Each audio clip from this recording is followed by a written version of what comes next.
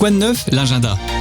On fait de très belles découvertes dans l'Oise et à Amiens et on vous en parle dans Quoi de neuf, l'agenda tous les matins. Ce matin, si vous preniez le temps de découvrir un art millénaire sous un jour nouveau, l'école des beaux-arts de Compiègne vous invite actuellement à une exposition originale qui s'appelle Gravure et monotype, travaux d'hier et d'aujourd'hui. C'est une véritable passerelle entre les époques qui vous attend, un parcours qui mêle des œuvres anciennes issues des fonds de l'école à des créations complètement contemporaines réalisées par les élèves et les artisans résidents. Les artistes résident.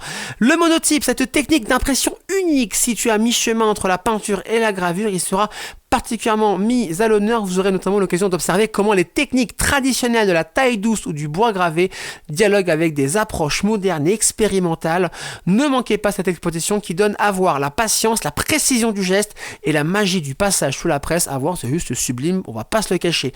L'exposition est visible jusqu'au 2 mars prochain, c'est au 17 rue de Harlay à Compiègne.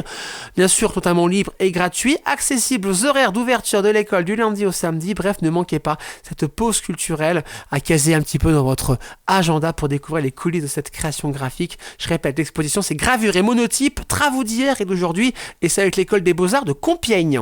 Chronique à retrouver en podcast sur happinessradio.fr, vos plateformes de streaming et l'application Happiness sur le Play Store. Et bien sûr, vos événements au plus proche de chez vous, c'est dans Quoi de neuf, du lundi au vendredi à 18h et le week-end de 10h à midi sur Happiness, toute l'actu locale, rien que pour vous. Quant à nous, dans 5 petites minutes, l'éphéméride de votre 16 janvier, et aujourd'hui on va revenir sur une histoire complètement dingue en Belgique. Ça a même fini par une crise diplomatique entre la France et la Belgique, cette histoire. Autant vous dire qu'à l'époque on blaguait pas. Vous verrez pourquoi après ça.